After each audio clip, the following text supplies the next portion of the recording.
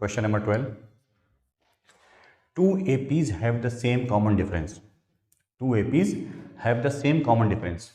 The difference between their hundredths term is 100. What is the difference between their thousandth term? Question ये कहता है कि दो AP हैं जिनका जो कॉमन डिफरेंस है वो सेम है. कोई भी दो एपी होगी जिनके बीच जो कॉमन डिफरेंस यानी डी है वो बिल्कुल एग्जैक्ट सेम है. The difference between their 100 term is 100. उन्हीं दोनों एपी की 100 टर्म यानी फर्स्ट एपी की 100 टर्म और सेकंड एपी की 100 टर्म, इन दोनों बीच का जो डिफरेंस होगा वो 100 है. हमसे पूछा क्या गया है, what is the difference between their 1000 term. उन्हीं दोनों एपी की 1000 नंबर की जो टर्म होगी उनके बीच का क्या डिफरेंस होगा ये हमें बताना है. तो पहला भी इस बात को समझ लीजिए. चलिए सॉल्यूशन स्टार्ट करते हैं, उसी में आपको बताते हैं. आप इस बात को समझ लीजिए कि जब भी कभी कोई एपी होगी, मैं एग्जांपल दे रहा हूं. मान लेते हैं एक एपी हमारे पास है, फर्स्ट एपी. उसका हमारे पास जो फर्स्ट टर्म वो ए है, फर्स्ट टर्म ए है. जो सेकंड टर्म होगा वो ए प्लस डी होगा. जो थर्ड टर्म होगा वो ए प्लस 2d होगा. फोर्थ टर्म होगा ए प्लस 3d होगा एंड सो ऑन. इस तरह से जो उसका 100 टर्म होगा वो ए प्लस 99d होगा. ये आप जान रहे हैं. अच्छा, इसी तरह से एक और एपी है, सेकेंड एपी, कोई एक और एपी है. उसके बारे में बताया गया है कि उसका जो फर्स्ट टर्म होगा वो कुछ और होगा. हम मान लेते हैं उसको ए डैश मान लेते हैं उसका फर्स्ट टर्म. तो उसका जो सेकंड टर्म होगा ए डैश प्लस डी होगा. ऐसा क्यों है? क्वेश्चन में आपको गिवन है कि जो फर्स्ट एपी है और सेकंड एपी है दोनों का कॉमन डिफरेंस सेम है. अगर हम यहाँ कॉमन डिफरेंस डी ले रहे हैं तो यहाँ भी हमको कॉमन डिफरेंस डी ही लेना है. यानी जो सेकंड टर्म होगी सेकंड वाली एपी की वो भी first term plus common difference. इसकी फर्स्ट टर्म ए डैश है, इसकी फर्स्ट टर्म ए है. दोनों की फर्स्ट टर्म अलग अलग हो सकती हैं लेकिन कॉमन डिफरेंस अलग अलग नहीं है, सेम है.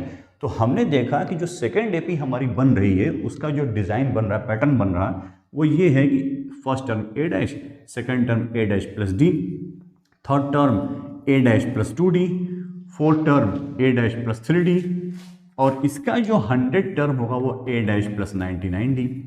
क्वेश्चन हमसे क्या समझा रहा है कि जो फर्स्ट एपी है और सेकंड एपी है दोनों की जो 100 टर्म होगी, 100 नंबर की टर्म, इन दोनों के बीच का डिफरेंस 100 है. और हमसे पूछा यह गया है कि इन्हीं दोनों एपी की जो 1000 नंबर की टर्म होगी उनके बीच का डिफरेंस बताइए, तो ये मैंने आपको थोड़ा सा कॉन्सेप्ट समझा दिया कि आप इस कॉन्सेप्ट के बेस पे इसको समझेंगे तो आपको ये क्वेश्चन बहुत इजी लगेगा.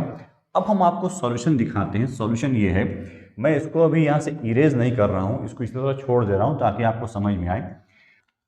हम ये मान लेते हैं कि जो हमारी फर्स्ट एपी है उसका 100 टर्म हम निकालते हैं. तो आपने देखा कि उसका 100 टर्म ए प्लस 99d आ रहा है, आपने इस एपी में देखा. अच्छा, इस 100 टर्म को हम लोग चूंकि टर्म को टी से डिनोट करते हैं या ए से भी डिनोट करते हैं, हम यहाँ पर इसको T100 बोलते हैं. T100 यानी 100 नंबर की टर्म ए प्लस 99d. अब हम इसको इक्वेशन नंबर 1 ले लेते हैं. उसी तरह से इसी क्वेश्चन में हमें ये कहा गया है कि जो सेकंड एपी है उसका भी 100 टर्म है. इसको हम लोग ए डैश प्लस 99d लेते हैं. चूंकि दोनों की फर्स्ट टर्म अलग अलग हो सकती है लेकिन कॉमन डिफरेंस तो सेम है.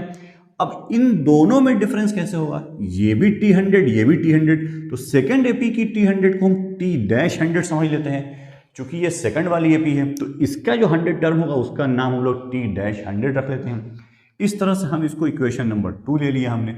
अब हम देख रहे हैं कि हमारा जो सॉल्यूशन स्टार्ट हुआ है, फर्स्ट एपी के 100 टर्म ये, सेकंड एपी के 100 टर्म ये, T100 minus T dash 100. T100 यानी फर्स्ट एपी की 100 टर्म माइनस सेकंड एपी के 100 term equal to first AP की जो 100 टर्म है उसकी वैल्यू हम यहाँ पुट कर देते हैं माइनस सेकंड एपी की जो 100 टर्म है उसकी वैल्यू हम लोग यहाँ पुट कर देते हैं. इन दोनों को हम यहाँ पुट कर देते हैं. अब आप देख सकते हैं कि a plus 99d minus A dash minus, जब ये बाहर में माइनस हो तो ये भी माइनस हो गया, माइनस 99D प्लस 99D से माइनस 99D कैंसिल आउट हो गया है। अब हमारे पास जो आता है a minus A dash, a minus A dash.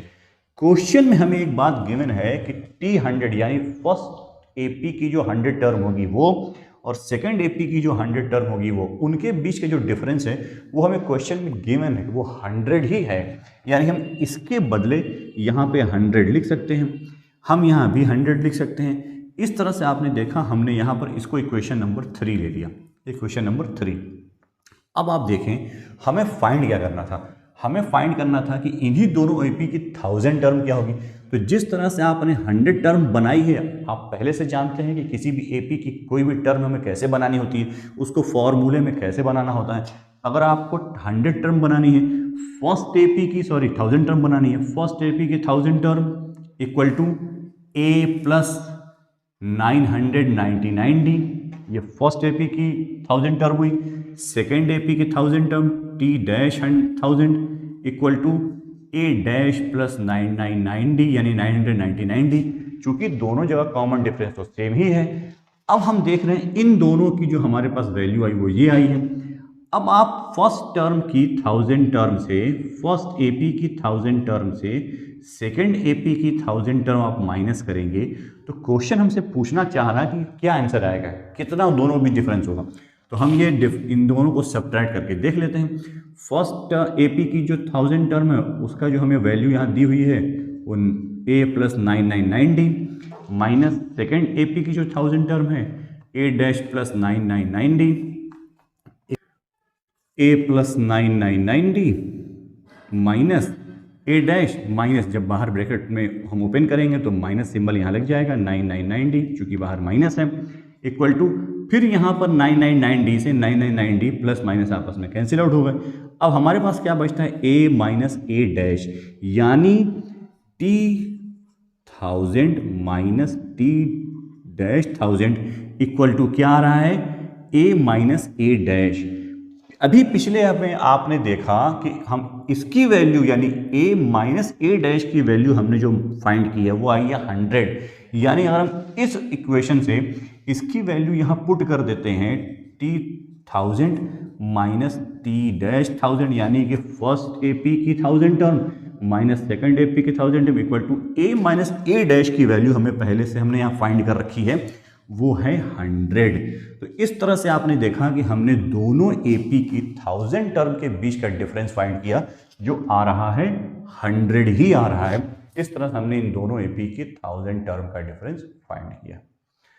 अब क्वेश्चन नंबर 13 देखते हैं। Question number 13, how many 3 digit numbers are divisible by 7। 3 digit के कितने नंबर होंगे जो कि 7 से डिविजिबल होंगे। आप जानते हैं, इस पहले कॉन्सेप्ट समझ लीजिए। आप जानते हैं 3 डिजिट का जो सबसे पहला नंबर होता है वो 100 होता है। 100 से पहले 99 आता है और वो 2 डिजिट का नंबर है। 3 डिजिट का पहला नंबर 100 और 3 डिजिट का जो सबसे लास्ट नंबर होता है वो 999 होता है। इसके बाद जो आता है वो 1000, उसमें 4 डिजिट होते हैं। तो इस तरह से आपने समझा कि 3 डिजिट का सबसे पहला नंबर जो है वो 100 है और जो लास्ट नंबर वो 99 है। लेकिन हमें वो नंबर बताना है जो 7 से डिविजिबल हो। तो हम इस बात को पहले ही समझ लेते हैं कौन सा नंबर 7 से डिविजिबल होगा जो 3 डिजिट का हो और मिनिमम सबसे स्मॉलेस्ट नंबर हो। 100 7 से डिविजिबल नहीं है। आप जानते हैं 98 7 से डिविजिबल है। 98 7 से डिविजिबल है। 98 में अगर 7 ऐड करेंगे तब जो नेक्स्ट नंबर आएगा वो 7 से डिविजिबल होगा। इसका मतलब ये है कि 98 में अगर हम लोग 7 ऐड कर दें तो फर्स्ट नंबर जो आता है वो 105 आता है। और 105 फर्स्ट नंबर है जो 7 से डिविजिबल है। और हम यहाँ देखते हैं लास्ट नंबर भी हम देख लेते हैं कि कौन सा है। लास्ट नंबर जो इसका होगा जो 7 से डिविजिबल होगा वो 994 होगा, यानी 994 ये लास्ट नंबर होगा जो 7 से डिविजिबल होगा। इस चीज़ को आप रफ पे करके देख लेंगे। इसको आपको अपने सॉल्यूशन में लिखने की ज़रूरत नहीं है कि ये कैसे आया। फर्स्ट नंबर आपने फाइंड कर लिया, लास्ट नंबर आपने फाइंड कर लिया। अब चूंकि आपको कॉमन डिफरेंस भी पता है पहले से, चूंकि वो 7 से डिविजिबल होना चाहिए, इसलिए हर वो नंबर जो इसके बाद 7 के बाद आता है वो इस सीरीज़ का एक पार्ट होगा। यानी हम देख सकते हैं कि first number 105, second 112 and so on, इस तरह से आगे बढ़ता रहेगा और 994 तक ये नंबर होंगे जो सारे नंबर 7 से डिविजिबल है और सारे 3 डिजिट के नंबर हैं। तो इस तरह से हमने समझा। सॉल्यूशन देखते हैं इसका इस तरह से। ये चीज़ आप रफ पे करेंगे, इसको आपको अपने सॉल्यूशन में लिखने की ज़रूरत नहीं है। अब मैं इसको इरेज कर देता हूं। तो आप लिखेंगे the AP which is of 3 digit numbers and divisible by 7। वो एपी जिसमें सारे नंबर 3 डिजिट के होंगे और वो 7 से डिविजिबल होगी, वो एपी हमें जो फॉर्म हो रही है वो फर्स्ट उसका नंबर आएगा 105, सेकंड 112, थर्ड 119, फोर्थ 126 और लास्ट जो इसका नंबर आएगा वो 994। ये हमें एक एपी फॉर्म हो रही है। हम देख रहे हैं कि ये हमारे पास एपी है। क्वेश्चन हमसे क्या कह रहा है कि how many 3 digit numbers are divisible by 7। ऐसे कितने नंबर हैं जो 3 डिजिट के और 7 से डिविजिबल है। तो हमने देखा फर्स्ट टर्म हमें फाइंड हो गई, लास्ट टर्म हमें फाइंड हो गई। अब ये कुल कितनी टर्म है हमें यही बतानी है, यानी 9 इसमें नंबर ऑफ टर्म बताना है, यानी हमको n बताना है, n की वैल्यू क्या आएगी। तो हम देख रहे हैं कि हमें फर्स्ट टर्म फाइंड हो चुकी है 105, कॉमन डिफरेंस हमें फाइंड हो गया है 7, इसको हमें सब्ट्रैक्ट करने की भी ज़रूरत नहीं है, इस क्वेश्चन में ही गिवन है कि 7 से डिविजिबल होना चाहिए। और जो लास्ट टर्म L है वो भी हमें फाइंड हो गई है 994, ये हमें फाइंड हो गई है। अब हम देखते हैं कि इसका जो हमें फॉर्मूला है वो क्या है। हम इसको मान लेते हैं कि ये इसमें कुल n टर्म होगी, n टर्म होगी। तो हम मान लेते हैं कि ये लास्ट जो n है tn टर्म जो होगी वो लास्ट टर्म होगी और वहां तक ये एपी जा रही है, यानी L को हम लोग tn भी कह सकते हैं, 994 लास्ट टर्म को। tn equal to a plus n minus 1 into d, ये फॉर्मूला हमारे पास है पहले से जिसको हम यूज़ कर रहे हैं। tn की वैल्यू हमारे पास 994 है, यानी लास्ट टर्म हमारे पास 994 है। a की वैल्यू हमारे पास 105 है, प्लस n ही हमको निकालना है। कॉमन डिफरेंस हमें मालूम है 7 है। 994 में से हम 105 को इक्वल टू के अदर साइड लाते हैं, तो 994 minus 105 equal to n minus 1 into 7। यहाँ जब हम इसको सब्ट्रैक्ट करेंगे तो हमारे पास जो आंसर आएगा वो आएगा 889 equal to n minus 1 into 7। 889 equal to n minus 1 into 7। अब ये 889 है, हम इस 7 को इक्वल टू के अदर साइड लाते हैं तो इसको हम लोग यहाँ डिवाइड में कर देंगे, चूंकि यहाँ मल्टीप्लाई में है। n माइनस 1 ये हमारे पास बचा यहाँ पे। अब 7 से हम इसको डिवाइड करते हैं तो इसको देखते हैं 7 1 जा 7, 1 टाइम गया, यहाँ से 1 कैरी हुआ, 7 2 जा 14, यहाँ 4 कैरी हुआ, 7 2 जा 14, 4 कैरी हुआ, 4 9 49, 7 7 जा 49। आप जानते हैं 7 7 जा 49 होता है। अब हमने देखा कि 127 इक्वल टू n माइनस 1, ये हमारे पास अभी हमको फाइंड हुआ है। n की वैल्यू निकालने के लिए हम n को इधर रखते हैं और 1 को इक्वल टू के अदर साइड लाएंगे, तो वो प्लस में हो जाएगा। 127 plus 1 equal n equal to 128। इस तरह से आपने देखा कि जो n की वैल्यू आई वो 128, यानी इस पूरी एपी में टोटल 128 टर्म ऐसी है जो 7 से डिविजिबल होगी और वो सारे टर्म जो होंगे वो 3 डिजिट के ही होंगे। यही बात हमें बतानी थी कि 3 डिजिट के कितने नंबर्स हैं जो 7 से डिविजिबल होंगे। क्वेश्चन क्या कहता है, how many multiple of 4 lie between 10 and 250। 4 के कितने ऐसे मल्टीपल होंगे जो कि 10 और 250 के बीच में होंगे। ये क्वेश्चन भी आप देख सकते हैं लगभग पिछले क्वेश्चन ही जैसा है कि इसमें भी हमको 4 के मल्टीपल्स बताने हैं, यानी वो सारे नंबर बताने हैं जो 4 से डिविजिबल होंगे और वो 10 और 250 के बीच होंगे। पिछले क्वेश्चन में वो नंबर बताने थे जो 7 से डिविजिबल होंगे, लेकिन वो 3 डिजिट के होने चाहिए थे, यानी वो 100 से बड़े होने चाहिए और 1000 से छोटे होने चाहिए थे। इस तरह से हम देख सकते हैं कि यहाँ पर जो हमें एक एपी फॉर्म होगी, यानी जो number of list of numbers मिलेंगी वो होगी list of numbers between 10 and 250 and divisible by 4। 4 से डिविजिबल होने वाले, 4 से डिवाइड होने वाले वो सारे नंबर जो 10 और 250 के बीच आते हों उनका हम उनकी लिस्ट यहाँ लिखते हैं। तो फर्स्ट नंबर हमको मालूम है 12 होगा। 10 के बाद जो फर्स्ट नंबर आता है जो 4 से डिविजिबल होगा वो 12 होगा। 12, 16, 20, 24 एंड सो ऑन, इस तरह से। और जो लास्ट नंबर होगा जो कि 4 से डिविजिबल होगा लेकिन 250 के अंदर होगा या 250 या 250 के अंदर होगा, वो होगा 248। आप इस चीज़ को रफ पे भी करके देख लेंगे, इसको सॉल्यूशन में लिखने की ज़रूरत नहीं है, सिर्फ आप यहाँ डायरेक्ट वो नंबर लिख देंगे कि कौन सा नंबर होगा जो 4 से डिविजिबल होगा। वो रफ पे चेक कर लेंगे 250 को डिवाइड करके 4 से, लास्ट नंबर आएगा 248। अब हमने देखा कि अपनी इस इंफॉर्मेशन के बेस पे हम देख सकते हैं कि हमारे पास जो ए है फर्स्ट टर्म वो 12 है, डी हमारा जो कॉमन डिफरेंस वो 4 है, हम जानते हैं कि चूंकि नंबर 4 से डिविजिबल होना चाहिए, और जो एल है 248 है।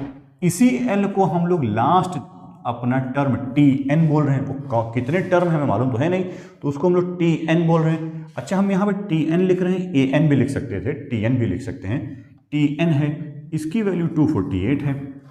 अब हम अपना देखते हैं किस तरह से इसको सॉल्व करते हैं। अब हमारे पास जो फॉर्मूला है t n equal to a plus n minus 1 into d, ये हमारे पास फॉर्मूला है किसी भी एपी की, किसी भी लिस्ट ऑफ नंबर्स की जो एपी होगी उसकी nth टर्म फाइंड करने के लिए। हमारे पास टी एन की वैल्यू हमको मालूम है, वही लास्ट टर्म है, वही टी एन होगा। 248 इक्वल टू ए की value 12 plus n minus 1, n की वैल्यू हमको फाइंड करनी है, डी की वैल्यू 4। अब हम यहाँ पर 248 है और 12 को इक्वल टू के अदर साइड लाते हैं तो ये -12 हो जाएगा, इक्वल टू हमारे पास यहाँ बचा n माइनस 1 इंटू 4। इन दोनों को जब हम सब्ट्रैक्ट करते हैं तो हमारे पास बचता है 236 equal to n minus 1 into 4। 4 यहाँ मल्टीप्लाई में है, इसको हम इक्वल टू के अदर साइड लाएंगे तो ये यहाँ पर डिवाइड में हो जाएगा 236 by 4 equal to n minus 1। जब हम इसको डिवाइड करेंगे तो यहाँ पर हो जाएगा हमारे पास 2 5 जा 20, सॉरी 4 5 जा 20, और यहाँ 3 हमारा कैरी हुआ 36 हो गया, और 4 9 जा 36। इस तरह से आप देख सकते हैं कि हमारे पास जो आंसर आया वो 59 इक्वल टू n माइनस 1, ये हमारे पास बचा अभी। अब n की वैल्यू फाइंड करने के लिए हम -1 को इक्वल टू के अदर साइड लाते हैं तो ये 59 प्लस 1 हो जाएगा, n इक्वल टू 60। इस तरह से आपने देखा कि जो नंबर ऑफ टर्म्स हैं वो आई है 60। क्वेश्चन नंबर 15 देखते हैं। For what value of n are the nth term of 2 APs 63, 65, 67 and so on and 3, 10, 17 and so on equal. Question को जरा आप बहुत ही ध्यान से समझिए। क्वेश्चन हमें कहना क्या चाहता है, for what value of n, n की ऐसी कौन सी वैल्यू हम लें are the nth term of 2 AP, जिससे कि जो दो अलग अलग APs हैं उनकी nth टर्म इक्वल हो जाए।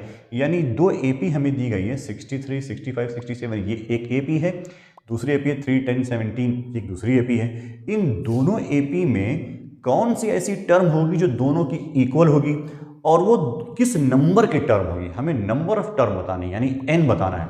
ये भी AP आगे बढ़ रही है, क्योंकि यहाँ आप देख सकते हैं 63 पर 65 आ रहा है, यहाँ 2 का डिफरेंस है, यहाँ भी 2 का डिफरेंस यानी कॉमन डिफरेंस 2 है, और यहाँ पर देख रहे हैं आप 7 का डिफरेंस यानी कॉमन डिफरेंस 7 है। तो ये AP जब आगे बढ़ेगी तो एक टाइम ऐसा आएगा कि इस AP के नंबर्स के बिल्कुल करीब हो जाएगी, और हो सकता है उनमें से कोई एक ऐसा टर्म हो जो दोनों का इक्वल हो। तो हमें ये बताना है कि कौन सी ऐसी टर्म होगी इन दोनों APs की जो एक दूसरे के इक्वल होंगी, और वो कौन से नंबर की टर्म होगी। यानी ऐसी टर्म बतानी है जो इसकी भी उसी नंबर की टर्म हो जो इसकी हो। एग्जाम्पल के तौर पर समझिए, अगर मान लेते हैं इसकी 50 नंबर की टर्म है, 50 नंबर की टर्म है, और इसकी भी 50 नंबर की टर्म है, दोनों इक्वल आती हैं, यानी इसकी 50 नंबर की टर्म की जो वैल्यू है वही इसकी 50 नंबर की टर्म की भी वैल्यू है, तो हमारा आंसर 50 हुआ। यानी कि 50 नंबर वाली टर्म इन दोनों AP में एक सेम वैल्यू रखती हैं। तो हमें यही बताना है, यानी नंबर ऑफ टर्म बताना है, यानी इसकी जो AP की नंबर ऑफ टर्म होगी, जो इसका n होगा वही इसका भी n होगा, यानी दोनों का n इक्वल होना चाहिए। ये बात हमको बतानी है। तो हम इस क्वेश्चन को सॉल्व करते हैं, सॉल्यूशन स्टार्ट करते हैं। सॉल्यूशन देखते हैं। हम मान लेते हैं कि नंबर ऑफ टर्म जो होगी वो n होगी, n नंबर की टर्म। तो इसकी जो इसका हम पहले फर्स्ट टर्म निकाल लेते हैं 63, कॉमन डिफरेंस इसका 65 माइनस 63 इक्वल टू 2, और इसका हम लोग फर्स्ट टर्म निकाल लेते हैं 3, इसका common difference 10 minus 3 equal to 7। ये दोनों चीज़ें हमने यहाँ फाइंड कर ली हैं। अब हम देख रहे हैं कि जो इसकी nth टर्म होगी Tn, nth टर्म वो होगी a plus n minus 1 into D इसके अकॉर्डिंग, और इसकी जो nth टर्म होगी वो भी होगी Tn a plus n minus 1 into D इसके अकॉर्डिंग होगी। इन दोनों का फर्स्ट टर्म और कॉमन डिफरेंस अलग अलग है, लेकिन दोनों का n, इसलिए हम इन दोनों को अलग अलग नाम दे देते हैं, a डैश d डैश अलग अलग नाम दिया, लेकिन हमने n को अलग नाम नहीं दिया है। क्यों? क्योंकि दोनों का n इक्वल होना चाहिए। a डैश और d डैश यानी common difference of first term अलग अलग है, लेकिन n दोनों का सेम होना चाहिए। तो इसकी जो nth टर्म होगी वही इसकी nth टर्म होगी, सेम होगी। हम यहाँ इसकी वैल्यू पुट कर लेते हैं। Tn इक्वल टू a की वैल्यू 63 प्लस n की वैल्यू हमको फाइंड करनी है, d की वैल्यू 2, ये हमारी Tn आई है। और इधर की जो हमें nth टर्म मिल रही है वो क्या है, a की वैल्यू 3, n की वैल्यू हमको सेम रखनी है और d की वैल्यू 7। अब आप देख सकते हैं कि हमको क्वेश्चन क्या कह रहा है, अकॉर्डिंग टू क्वेश्चन ये वाली वैल्यू और ये वाली वैल्यू बिल्कुल सेम होगी, बिल्कुल एग्जैक्ट एक बराबर होगी। तो हम अकॉर्डिंग टू क्वेश्चन हम कह सकते हैं कि 63 plus n minus 1 into d, sorry d की वैल्यू हमने 2 रख लिया है, equal to 3 plus n minus 1 into 7, ये दोनों आपस में इक्वल होने चाहिए। अब हम इन दोनों को इक्वल करते हैं और देखते हैं 63 प्लस हम यहाँ पे इसको मल्टीप्लाई कर लेते हैं, 2n minus 2 equal to 3 plus 7n minus 7। हम इन दोनों को सॉल्व करते हैं, 63 में से 2 माइनस हुआ तो आया 61 प्लस 2n इक्वल टू, इन दोनों को सॉल्व करते हैं, पहले 7n लिख लेते हैं 7n, और इन दोनों को जब सॉल्व करेंगे तो हमारे पास आंसर -4 आएगा, -4। अब हम जितने n है उनको एक साइड कर लेते हैं, 61 -4 को इक्वल टू की साइड किया तो ये +4 हो गया इधर, और यहाँ पहले से 7n था और 2n को इक्वल टू अदर साइड लेके तो -2n हो गया। यहाँ हमारे पास जो आंसर आता है वो आता है 65, और यहाँ जो आंसर आता है वो आता है 5n, यानी n की वैल्यू 65/5 इक्वल टू 13, यानी क्या आई है 13। n की वैल्यू क्या आई है 13। तो हम ये कह सकते हैं कि 13 नंबर की जो टर्म होगी दोनों एपी की वो बिल्कुल एक दूसरे के एग्जैक्ट इक्वल होगी, और यही बात हमें बताना था कि इन दोनों एपी में कौन सी टर्म होगी जो बिल्कुल एग्जैक्ट इक्वल होगी। अब क्वेश्चन नंबर 16 देखते हैं।